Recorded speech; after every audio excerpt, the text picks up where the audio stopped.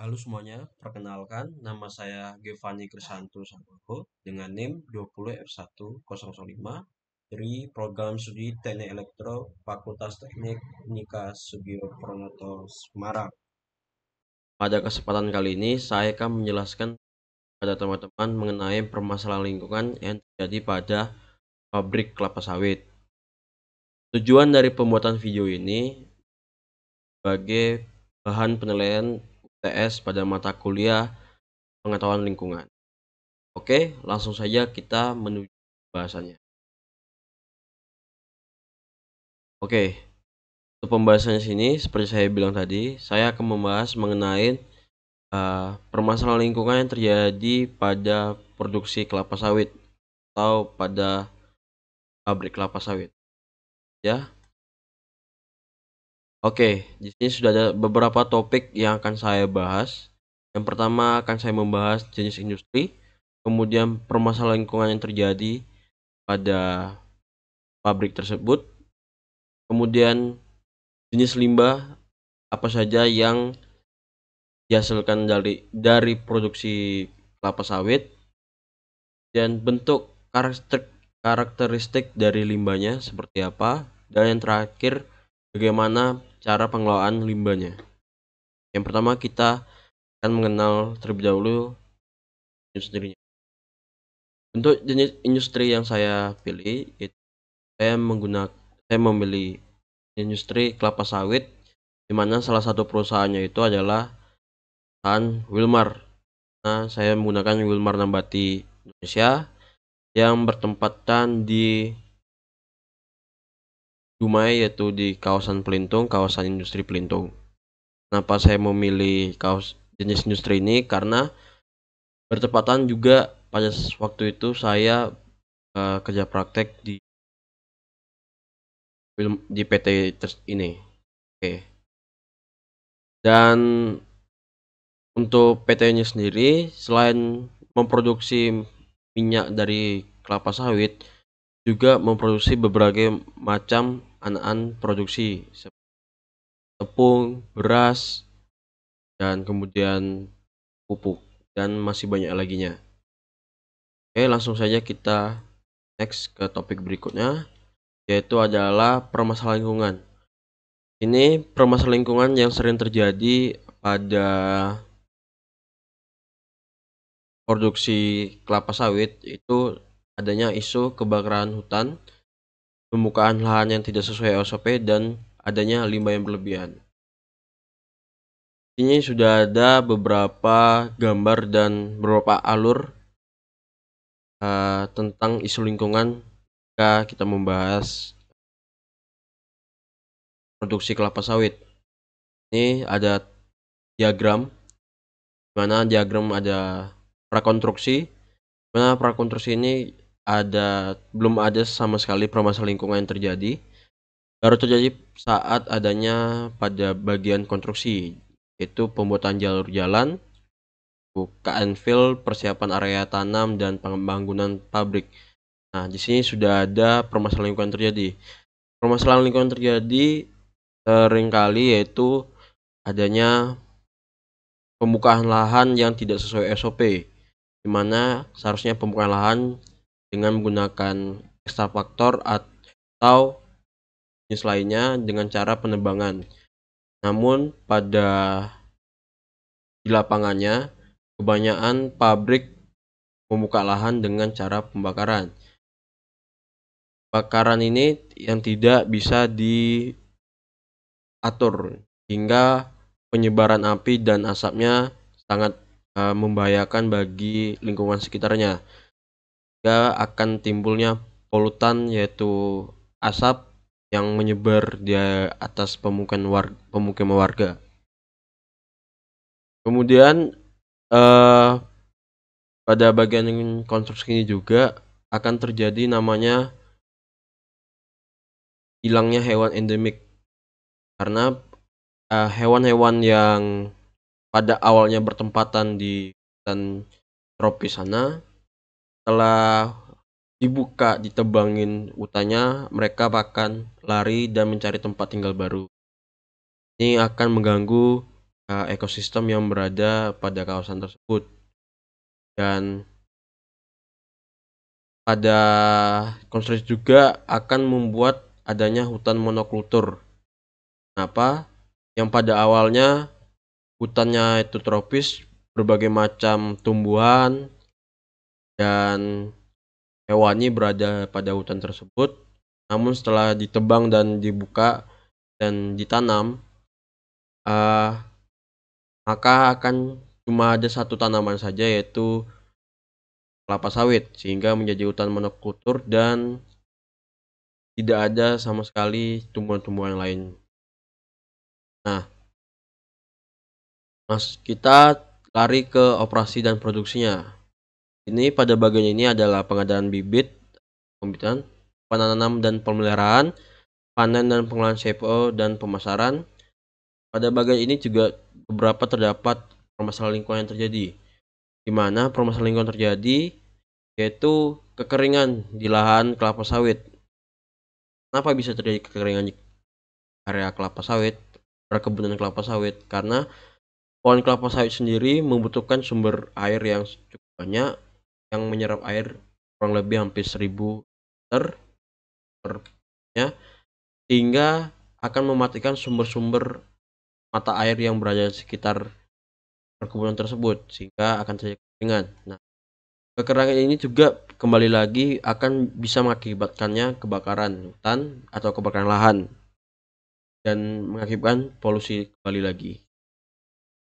Dan kemudian adanya ini ada panen dan pengolahan CPO. Nah, pada bagian ini kita sudah masuk di bagian pabrik. Pabrik setelah melakukan pengolahan akan dapat beberapa limbah, bahan yang padat maupun cair. Oke.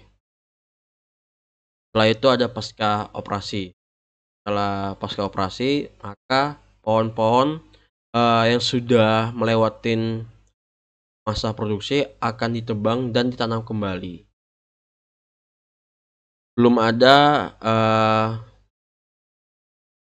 cara untuk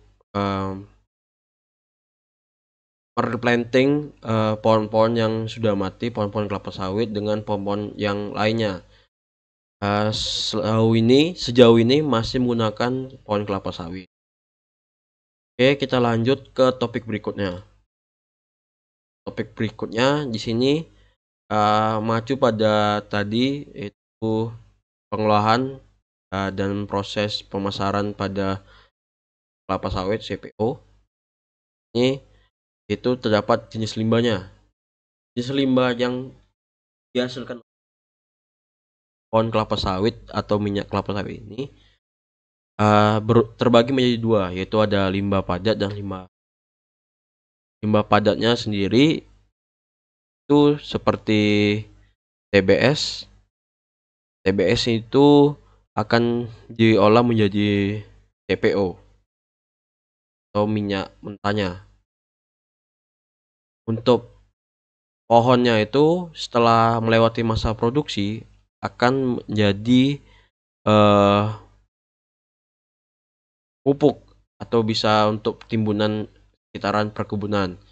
Nah, dari minyak CPO tadi setelah diolah dan diproses lebih dalam akan dihasilkanlah sebuah sabut, jenis serabut kelapa, kemudian ada cangkangnya dan janjang kosong. Nah, dan juga limbah cair pabrik kelapa sawit. Di sini berarti ada 4 limbah padat yang dihasilkan oleh kelapa sawit. Yang setelah melalui prosesan itu terdapat 3, yaitu sabut, cangkang, dan janjang. Nah, 3 limbah padat ini akan diolah lagi menjadi sumber bahan bakar untuk boiler pada pengolahan kelapa sawitnya. Dan setelah itu untuk janjang kosong sendiri dan janjang kosong terus juga ada limbah cair dan juga batang kelapa sawit yang sudah melewati masa produksi akan menjadi pupuk organik. Dan untuk limbah cair sendiri bisa diolah menjadi biogas ataupun bahan bakar yang kita sering dengar itu biodiesel. Oke, lanjut ke topik berikutnya.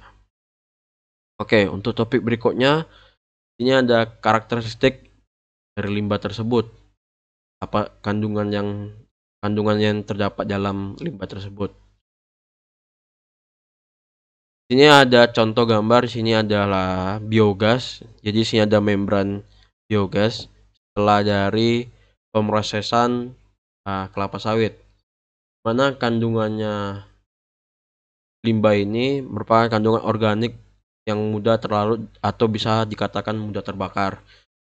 Selain biogas juga terdapat beberapa limbah cair lainnya seperti PET dan berbagai macam lainnya. Nah, untuk limbah seperti ini yang dimanfaatkan sebagai sumber bahan bakar terbaru, di mana kita juga bisa mengenalnya sebagai biodiesel yang akan diolah lagi menjadi biodiesel. Oke, lanjut kita ke topik berikutnya. Itu ada cara pengelolaan dari limbah-limbah tersebut. Ini sudah terdapat diagram pengelolaan dari limbah yang dihasilkan oleh kelapa sawit. Dari kelapa sawit itu terdapat ada namanya daging buah, dibagi menjadi 3, daging buah, biji sawit, dan tandang kosong. Nah, untuk daging buahnya sendiri akan diekstrak menjadi minyak sawit. Kemudian setelah diekstrak terdapat limbahnya, itu ada selut dan serat sabut. Nah, setelah dari selut ini akan bisa menjadi minyak kasar. Minyak kasar dan padatan. Nah, sementara dari serabut akan menghasilkan itu sebagai limbahnya akan diolah lagi menjadi pengisi bahan bangunan bisa dan bahan bakar papan partikel atau juga bisa menjadi bahan bakar untuk boiler panas. Minyak kasar sendiri ini pada akhirnya nanti akan diolah bisa menjadi sabun dan pakan. Nah, kemudian untuk dari biji sayurnya sendiri terbagi 2, itu ada terdapat inti dan tempurung. Nah, kita pada intinya dulu, pada inti biji kelapa sawit itu setelah diolah dan dipres kembali itu akan menghasilkan minyak. Nah, mentah yang sering kita sebut CPO setelah diolah kembali akan menjadi produksi massal yang sering kita ketemuin di supermarket atau minimarket, yaitu minyak goreng, margarin, dan bisa menjadi salad dan lain-lainnya. Kemudian inti dari biji kelapa sawit itu juga menjadi bukil. Nah, di mana bukil ini biasa diberikan kepada pakan ternak. Kemudian biji kelapa sawit sendiri juga menjadi diolah terdapat limbahnya lagi, maksudnya itu tempurung. Nah, tempurungnya ini bisa diolah kembali menjadi sebuah bahan bakar, yaitu dimana prosesnya arang. Arang ini nanti akan diolah kembali menjadi briket dan karbon aktif. Nah, dari itu akan diindustrikan menjadi bahan bakar pada boiler dan pada industri kimia karbon aktifnya. Tuh, di sini terdapat juga hasil dari limbah tempurung itu adalah asap air, di mana setelah diolah kembali asap air akan bermanfaat untuk industri pangan dan industri. Nah, tempurung juga akan diolah, terdapat juga produksinya itu adalah tepung tempurung. Tempurung ini akan berguna pada industri. Kemudian di terakhir itu terdapat tandan kosong. Tandan kosong ini akan menjadi bahan organik, mana ini yang akan menjadi sebuah pupuk dan bahan bakar juga.